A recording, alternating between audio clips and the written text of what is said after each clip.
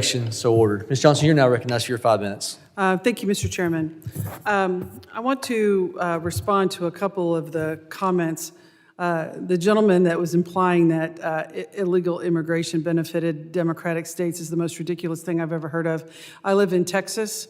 I don't think anyone can state that there's a state out there that has more immigrants in it than the state of Texas, and it's very Republican. It's very red, and I also resent the hell out of the comment. I'm a duly elected member of Congress by citizens of my district, and to imply that Democrats are not elected by citizens of this country is outrageous and offensive, and you should be ashamed of yourselves. Next, Mr. Chairman, recipients of humanitarian parole programs, they don't want to leave their countries. They're here because they are fleeing harm and persecution. And we are the United States of America. We're supposed to be a beacon of refuge, a place that says, give me your poor, you're tired, you're huddled masses. We're here, but we're neglecting these very words by virtue of this committee hearing and what's happening in this Congress. In May, the administration announced the termination of temporary protected status for our Afghan allies, the brave Afghans who put their lives on the line to support our U.S. troops. You give all this sanctimony about protecting our lines of enforcers of ICE, but what about the troops? What about the people who put their lives on the line in foreign countries and we had to solicit assistance from brave people in this country who risked their lives to make sure that our troops were safe and that our mission could be handled? And we said to them, if you help us, we will be there for you, but not anymore. So now, the U.S. is home to over 200,000 Afghan allies.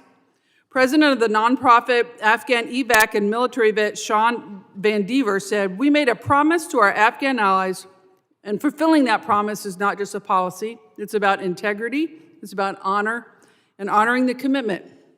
Thousands of troops are rallying behind our Afghan allies because they know the countless American lives there were saved because of them and their bravery. They bled and died for our country, and how are we repaying them? By sending them back with a death sentence.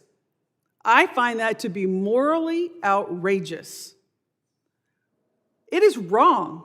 What is happening? What is happening? All you who've served bravely in our military, who love to parade pomp and circumstance about the role and honor of our U.S. military, and here we have citizens of another country who will be killed and executed because they helped our men and women who bravely serve. That is not the America that we all know we should be. And I think to the other point, you're complaining about ICE and masks. I think it's wrong that ICE agents are masking themselves, hiding themselves, not properly identifying themselves. And the question is not, do you not support the men who serve in law enforcement in this country, because we all do? But maybe you should be questioning the mission. Why is there so much pushback? Why is there so much outrage of how they're handling their mission? Why are we not questioning that? I think we are. That the way they're doing it, by running up on people, by coming and attacking people who are in this country legally. This country said, yes, you have temporary protected status. Yes, you can come here. You've come the right way. And now we're saying, within very short notice, get the hell out. That is not fair. That is not right.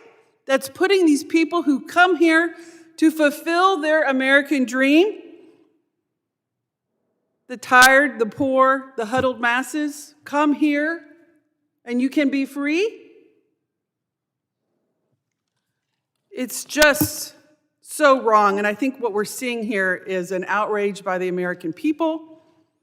And it's the leadership of this administration that is sending these agents into dangerous, harmful activities that are causing such a public outcry. Mr. Breyer, I have a question. Can you please explain the consequences for the lives of these Afghans and what's going to happen to them when America breaks its promise to them and sends them back to be executed in Afghanistan for helping the United States of America? Yeah, so about 70,000 Afghans were paroled into the United States. They came legally during the evacuation. I guess the opposition to that would be that we should have left them all there to be killed.